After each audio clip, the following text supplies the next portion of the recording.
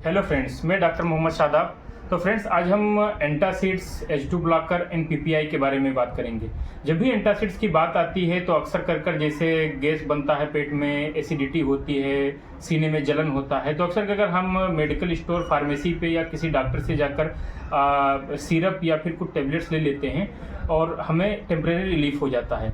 But आइए आज हम आसान भाषा में इसके मैकेनिज्म और कौन सा सबसे अप्रोप्रिएट है एंटासिड्स या पीपीआई H2 ब्लॉकर, कौन सी क्लिनिकल फीचर्स के हिसाब से, सिम्टोमेटिक के हिसाब से किसमें, वो चीज़ देखेंगे। तो एंटासिड जो होते हैं वो क्या करते हैं, एसिड को न्यूट्रलाइज करते हैं स्टमक में। ये एसिड के प्रोडक्शन को तो नहीं रोकेंगे बट न्यूट्रलाइज करेंगे।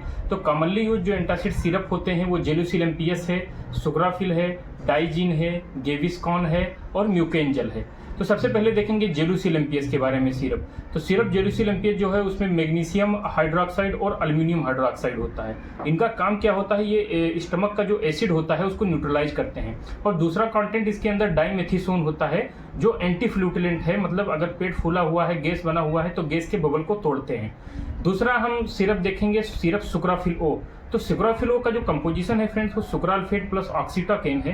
तो सुक्राल्फेट क्या करता है, एक प्रोटेक्टिव कवरिंग बनाता है जो स्टमक के अंदर जो अल्सर्स होते हैं, घाव बन जाते हैं, उसके ऊपर एक प्रोटेक्टिव कवरिंग बनाता है। और ऑक्सीटाकेन जो है वो लोकल एनेस्थेटिक्स की तरह काम करता है, जो उस जगह को नम कर देता है जिससे हमें जलन नहीं महसूस होती है।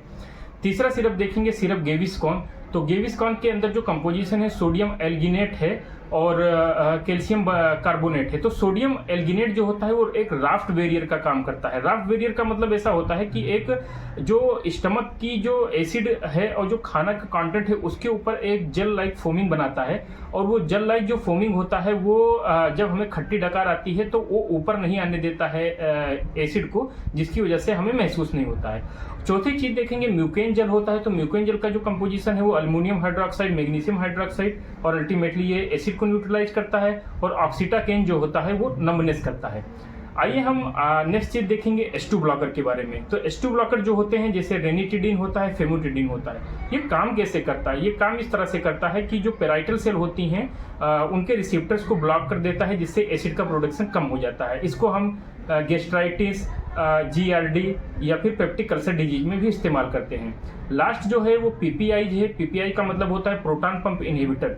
जो कॉमनली यूज पीपीआई है वो रेबिप्रोजोल, स्मोप्रोजोल, पेंटाप्रोजोल, ओमिप्रोजोल होते हैं।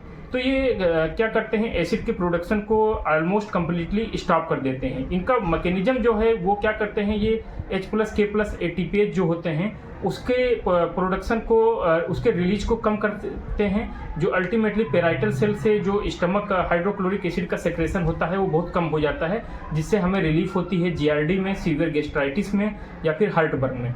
आइए हम कुछ क्लिनिकली ये देखेंगे सिम्टम के आधार पे कि कौन सा सिरप किस चीज़ में इस्तेमाल करना चाहिए। तो सबसे पहले जो जेलुसिल एमपीएस है, अगर सिंपल गैस्ट्राइटिस है तो जेलुसिल एमपीएस को इस्तेमाल कर सकते हैं। अगर पेप्टिक अल्सर है, पेप्टिक अल्सर का मतलब स्टमक का जो लाइनिंग है वहाँ पर अगर घाव वगैरह बन जाता है तो उसके लिए सुग्राफिल ओ सबसे बेस्ट है, क्योंकि सुग्राफिल ओ जो होता है, सुग्राल्फेट वो प्रोटेक्टिव कवरिंग म्यूकोसा का बनाता है और ऑक्सीटाकेन अल्टीमेटली नम्बनेस करता है।